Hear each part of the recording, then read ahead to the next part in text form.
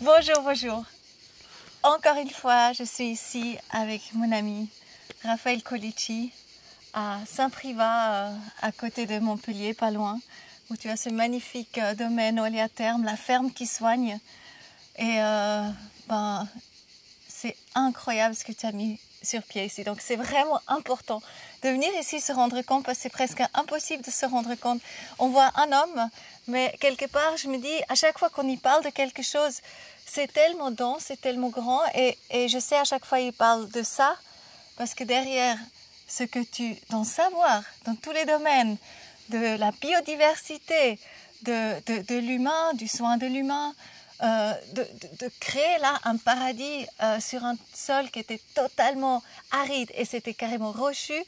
Et il a créé quelque chose. Mais Raphaël, vraiment chapeau, vraiment, c'est fou. Alors voilà, donc ce serait merveilleux si on peut juste apprendre un petit peu de toi, ton regard en fait. Quel est ce regard que tu as quand tu vois une terre qui n'est pas fertile? J'ai déjà fait 2 vidéos, on peut les visionner aussi, donc pour connaître un peu plus, mais tu amènes la vie partout, en fait, sur le sol, chez l'humain, et tu soignes.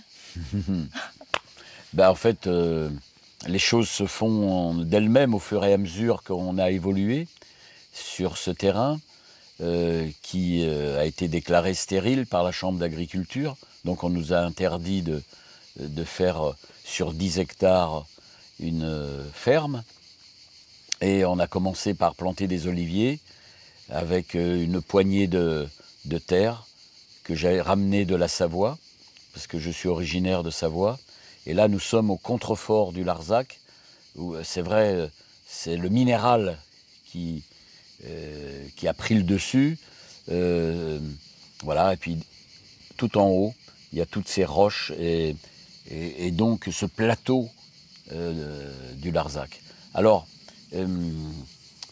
ça a été un travail de longue haleine, hein. Il a fallu aller chercher vraiment dans le sol la vie. Il n'y avait pas, parce que tu as creusé à 300 mètres. Et il n'y a pas d'eau. Il n'y a pas d'eau. Il n'y a que de la roche, Il n'y a pas vraiment la vie. Et tu as réussi à mettre 1500 oliviers. Oui, mais... Et comment tu as fait? Oui, mais alors, je ne savais pas à l'époque que la vie était aussi dans la pierre et la vibration. Tu vois, c'est l'infiniment petit dont je n'avais pas la conscience. Et petit à petit, par les déchets végétaux, par le fait que l'humus s'est créé.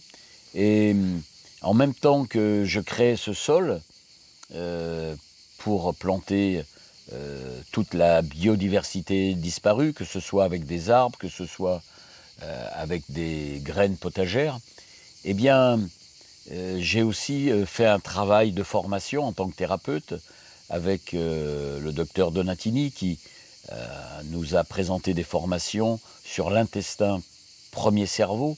Et en fait, ce travail intellectuel qu'on a fait sur notre propre microbiote, hein, qui est souvent malmené par cette nourriture industrielle, eh bien, il est venu juste à point pour faire ce travail parallèle au sol. Et en fait, ces 2 terrains, hein, que ce soit le terrain de mon sol ou cet univers fantastique de notre terrain digestif, intestinal, c'est nos tripes en fait, hein, eh bien, il y avait quelque chose de commun à régénérer.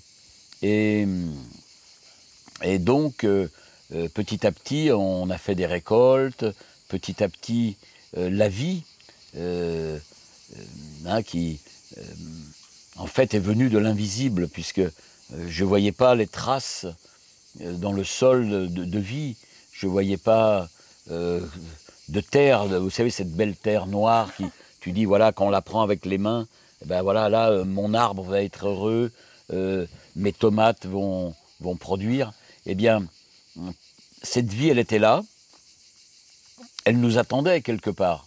Et en fait, les synergies se sont mises en action. Alors, bien sûr, on a mis des déchets végétaux, on a fait de l'engrais vert, On a fait en sorte aussi qu'il y ait des animaux qui pâturent. Hein, on a toujours eu des animaux ici. Même si l'herbe était toute petite, C'est elle un a peu mis... l'art chez nous ici, on peut dire, hein, avec tous les animaux que tu as, ils viennent tous chez lui quand il les appelle. Oui, Hein, oui, on a créé l'arche de as- Noé des animaux qui soignent, puisque voilà, c'est des animaux qui ont tous un caractère, soit le lait, soit une viande, qui ont des molécules voilà, qui peuvent soigner le corps humain. Et donc, cette vie qui est apparue dans ce sol, eh bien, elle a nourri les racines de ces futurs arbres, de ces futurs légumes. Et voilà, avec eh ben, des polyphénols, des anthocyanes, et aussi, on a senti... encore une fois les polyphénols, juste qu'on sache épiler. Alors, anthocyanes. c'est un peu ma quête quotidienne. Mon but, c'est à la fois de préserver la biodiversité, puisqu'elle a disparu à pratiquement 80%. Donc, ici, on a remis en culture 1680 arbres qui avaient disparu, des centaines de graines potagères, de légumes anciens, des plantes médicinales anciennes qui avaient disparu. Et tout ça, voilà, au service de l'autonomie alimentaire, pour que l'homme retrouve son équilibre dans cette belle nature, se reconnecte aussi. Hein, voilà, on a des pierres fantastiques qui rayonnent, on a des arbres maîtres, voilà, qu'il suffit d'enlacer pour vraiment communier et retrouver cette énergie qui nous manque souvent et qui manque à beaucoup de gens dans les villes, hein, parce qu'ils sont hors sol. Ils ne peuvent plus s'ancrer à la terre-mère pour recevoir cette énergie et être entre ciel et terre, comme on l'a toujours été. Alors, voilà, cette quête du vivant, hein, dans tout ce qu'on fait, eh bien, c'est vrai que cette épreuve de générer ce sol m'a fait connaître des techniques comme par exemple le biochar, où quand on taille nos arbres, eh bien on fait un charbon de bois, on l'inocule de micro-organismes et ensuite avec des baramines on fait des trous autour des arbres, ou sinon on l'étale, hein, dans une surface plane où là on va planter plutôt des légumes. Et donc ce sol, eh ben, il a besoin de toute cette attention pour qu'il puisse un peu se régénérer et garder l'eau, éviter les érosions qui sont maintenant de plus en plus présentes, avec des sécheresses sur 6 à 7 mois, puis ensuite des pluies diluviennes qui vont laver ce sol. Donc on a vraiment besoin de porter beaucoup d'attention à ce sol quand on a des sols pauvres comme ça, parce que sinon c'est plus possible. Et en fait, dès qu'on l'aide un peu, la nature fait le travail. Et c'est ça qui est fantastique, c'est que ces milliers de micro-organismes, toute cette puissance de la vie, ces mycorhizes, ces bactéries, ces vers de terre, enfin voilà, qui font un travail fabuleux, ce sont vraiment des auxiliaires. Donc nous, humains, on met une petite étincelle et ensuite le vivant est là. Et tu fais confiance.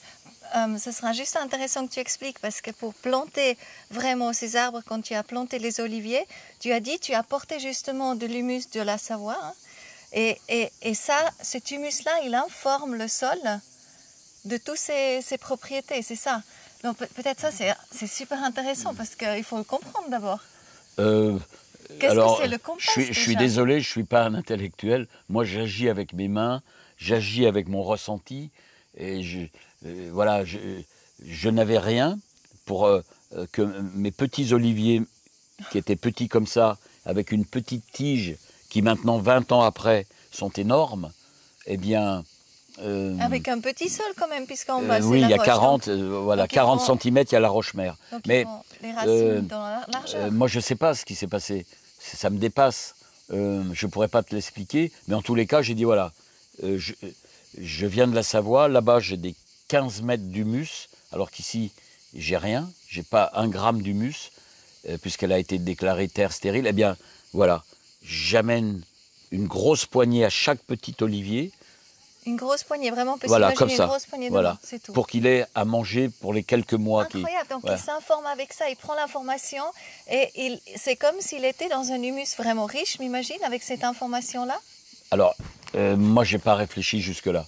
Je me suis dit, il va se débrouiller, mais quelque part, j'étais un peu coupable de lui dire, c'est comme si je le mettais dans un pot et qu'après, il allait souffrir, quoi. Parce qu'après, une fois qu'il aura mangé tous les nutriments de cette poignée d'humus, lui, il va grandir.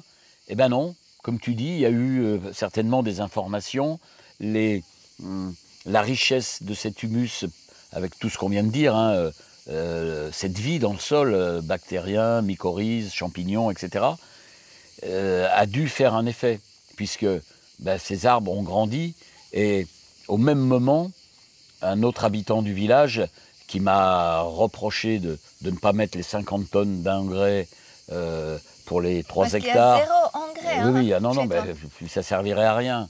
Je veux dire, il faut créer la vie. Il faut créer la vie du sol. C'est beaucoup plus sûr que ces engrais qui font rester le végétal en dépendance. Dès que tu arrêtes l'engrais, la plante meurt. Oui. Hein, voilà. Donc, il faut créer des systèmes autonomes qui font que, à terme même, moi je mets des engrais à base de fumier et de décomposition, du compost, etc.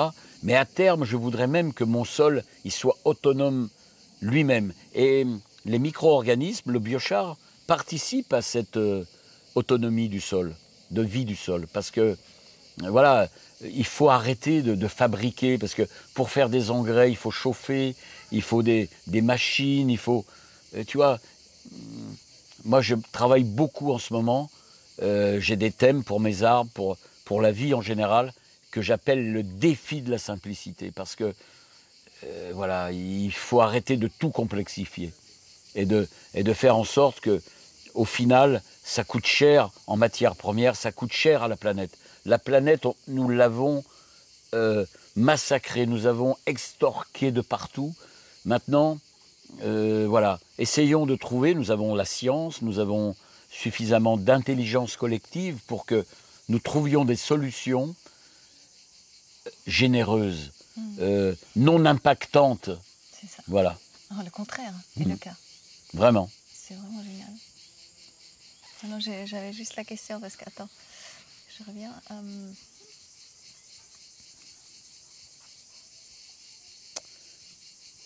On the road again, again. Nous étions jeunes et larges d'épaules. On the road again, again. Oui, Raphaël, et ce qui est super intéressant aussi, c'est justement, tu amènes justement cette fertilité dans le sol, justement dans un sol tellement aride, et quelque part notre société, c'est vraiment, c'est un reflet de la société, parce que notre société, elle est aussi, quelque part, elle est aussi pauvre, pas très fertile en ce moment, au niveau de, on est d'accord, de notre corps, ça se reflète vraiment beaucoup chez nous. Et toi, tu es aussi très fort dans ça, dans les plantes médicinales. Tu comprends les plantes. C'est tellement beau. C'est tellement beau de suivre. Après aussi voir le sentier que tu as fait justement avec les explications. Donc les gens ils peuvent venir aussi pour découvrir vraiment tout ce que tu as planté, etc. Tu as fait plein de produits. Oui, alors, tu soulèves la transmission. Parce que ce qui est important, moi j'ai 68 ans, voilà. Tu ne les fais pas. Non, je t'en prie. Il y a beaucoup de jeunes. Il y a beaucoup de jeunes qui, et je le sens, ils m'interpellent, j'en rencontre des centaines depuis des années.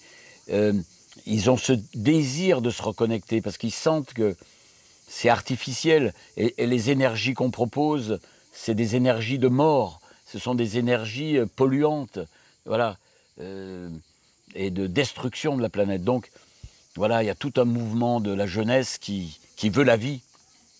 Et ils veulent revenir à la terre. Bon, il n'y a pas que les jeunes, mais et là, après le Covid, on voit bien que Beaucoup de gens en ont marre dans leur travail, ils ont travaillé 30, 40 ans, ils veulent prendre des retraites anticipées et ils achètent un bout de terrain, voilà. Et c'est ce que je préconise.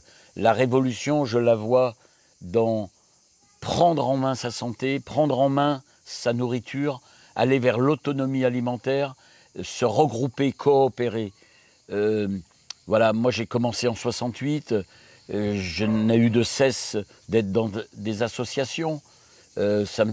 Pour moi, il me semble normal de coopérer, de s'entraider. Et peut-être que la leçon du Covid, c'est que nous nous sommes mis dans des bulles égocentrées, égoïstes, et que maintenant, voilà, il est temps que nous revenions au partage comme d'autres sociétés avant nous, hein, qui étaient plutôt tribales, plutôt...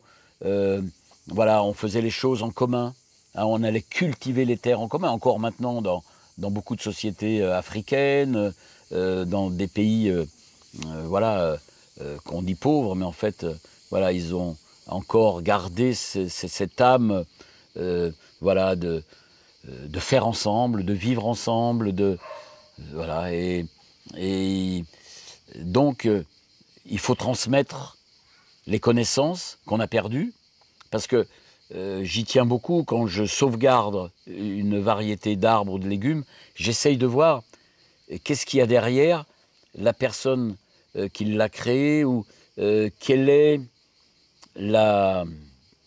l'usage qu'il y a derrière, parce que il y a certains fruits qui ont une existence parce qu'ils avaient une aptitude au séchage.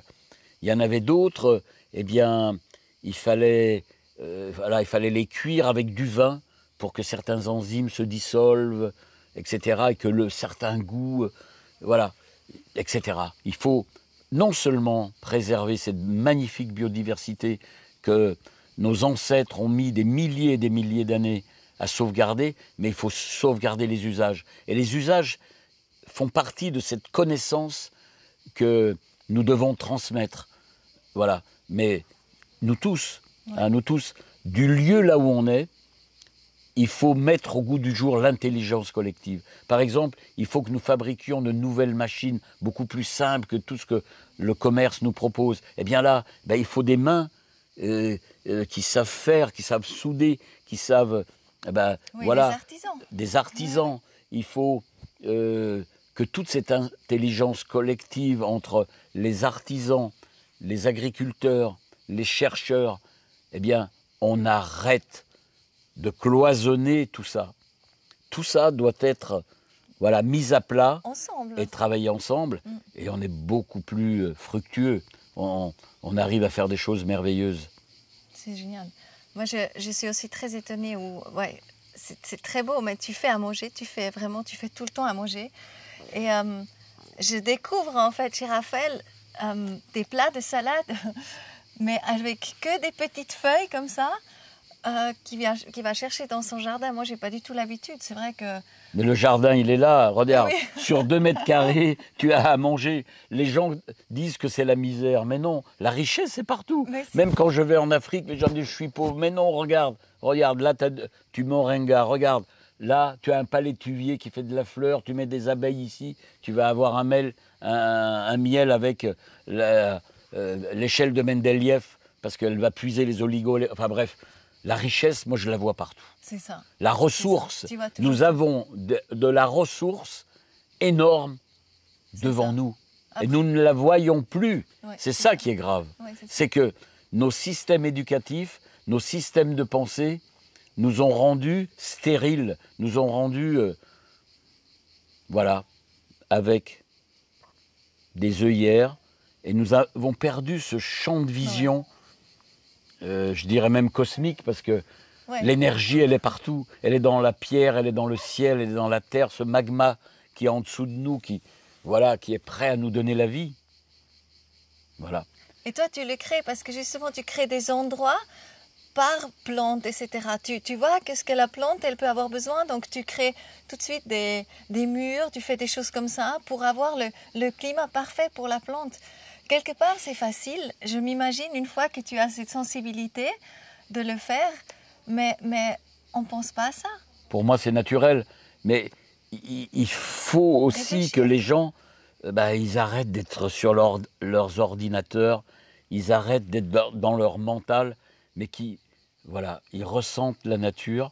Ils se disent, voilà, qu'est-ce qu'elle a besoin, la plante? Tu as vu les murs qu'on a fait pour avoir des agrumes? Ici, il fait froid, il fait -15 l'hiver. Donc, on a fait des murs, on a greffé sur Pont-Cyrus pour gagner 3-4 degrés. Et du coup, on a des agrumes pendant 4-5 mois.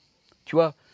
Et voilà, il faut observer, il faut les dénivelés de terrain. Il faut se mettre quelque part à la place du végétal. Il faut l'habiter, il faut faire corps avec lui. Et c'est comme ça qu'on le respecte, c'est comme ça qu'on va être créatif. Et c'est fou de voir cette panoplie, cette richesse, cette abondance que tu crées. Et tu es presque seul, Raphaël. Non, on a un peu d'aide, mais il manque, des vocations. Il manque des vocations parce que... Tu es super ouvert avec quelqu'un qui vient t'aider, on est d'accord? Oui, mais le problème, c'est que... Alors, c'est peut-être une névrose, mais moi, je suis pour l'effort. Et maintenant, l'effort, c'est négatif. Alors que on a oublié que même dans nos gènes, eh bien, l'ADN, c'est le mouvement. Voilà. Et... la créativité, c'est voilà, le mouvement. Mais je veux dire, et là maintenant, on mesure, on appuie sur des boutons pour faire plein de choses, la domotique, tout ça. Alors que le mouvement, c'est la vie. Oui, et donc, beaucoup de jeux... Enfin, voilà, le problème pour avoir de l'aide, c'est que il faut se baisser, il faut parfois piocher, puisque on ne veut pas mettre de produits, donc il faut que la plante, elle n'ait pas des adventices qui l'étouffent. Voilà, il y a beaucoup de main-d'œuvre dans ce type de travail.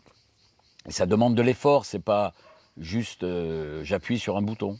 Oui, mais c'est une chance inouïe de travailler avec Raphaël. Mais moi, je m'imagine, ça peut pas être mieux.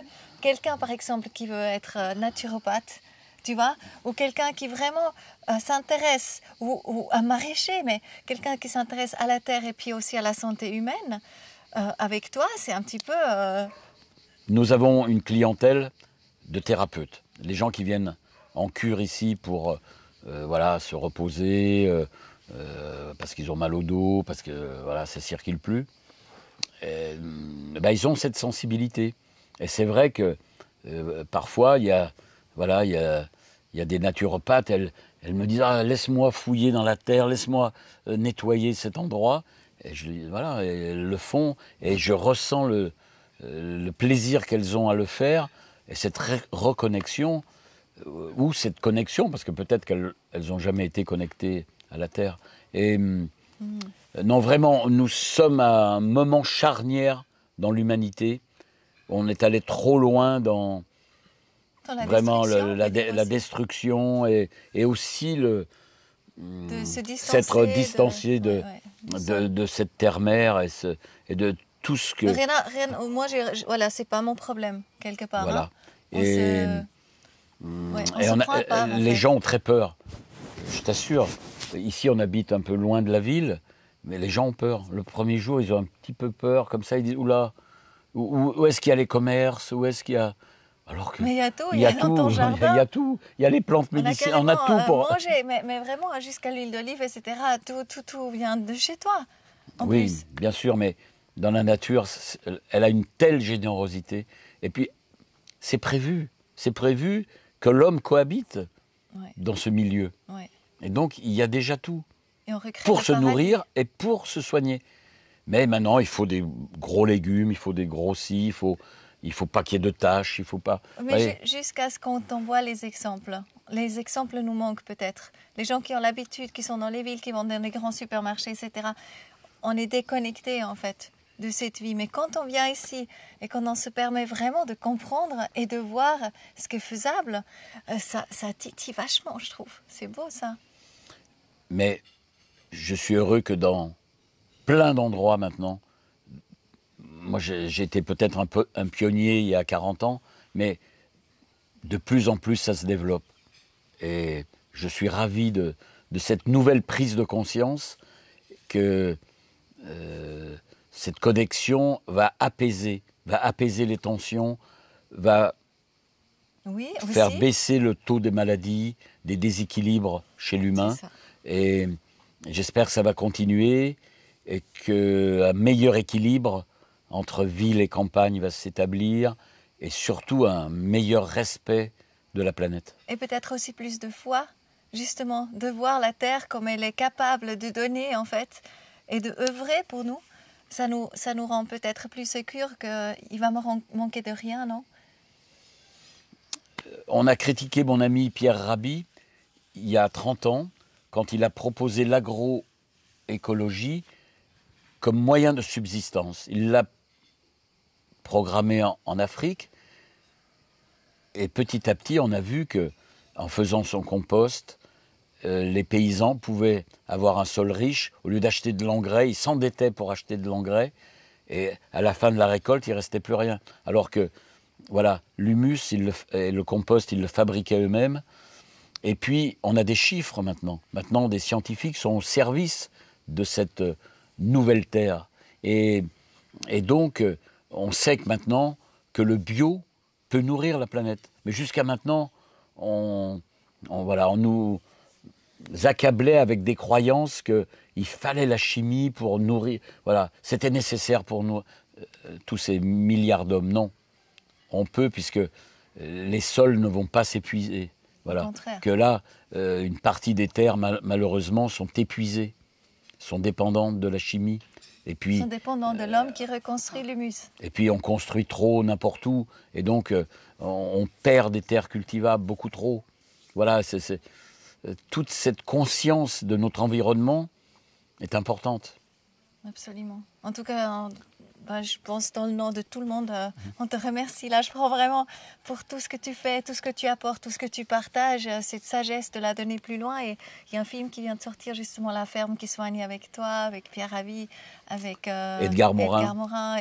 Et d'autres. Mhm. Donc, Raphaël, vraiment, mille merci. Mais oui, je vais aller partout, en France, D'être. en Suisse, en Belgique, où il va passer ce Semer. film, et pour discuter, pour... Semer. voilà. Et puis voilà, hein, à faire pareil, quoi. Et est-ce que c'est possible de venir chez toi quand même ou pas trop? Parce que je sais que vous avez... On est débordé, on refuse beaucoup de clients depuis 2 ans. Voilà, mais je suis toujours prêt, parce que pendant le Les Covid, gens qui s'intéressent vraiment, tu es on prêt a... de Oui, leur oui, voilà. montrer. Mais d'abord, faut essayer de faire de nettoyer un peu et d'aller au plus profond de ses désirs. Qu'est-ce qu'on veut vraiment? Voilà. Et pas venir en disant, voilà, j'aime la campagne. Non, mais essayer de mûrir un projet. Et moi, ce que j'ai fait depuis des années, et j'adore faire ce travail, c'est de mettre en adéquation l'énergie de la personne, trouver même le terrain adéquat à cette personne, parce que rien n'est par hasard. Et ensuite aussi adapter les projets. C'est ce que j'ai fait depuis des années, parce que voilà, tout ça demande de l'harmonie. Il faut l'harmonie entre la personne, le projet et la terre qui va cultiver. Et ça, voilà, on peut le partager. C'est génial. Merci beaucoup.